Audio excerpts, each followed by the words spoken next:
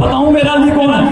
और दुनिया वालों सुनो मेरा अली कौन है? इसके बाद में अल्लाह कुरान में इरशाद फरमाता है बिस्मिल्लाहिर्रहमानिर्रहीम, इसके बाद किताब का इल्म है वही अली है। और दुनिया वालों सुनो मेरा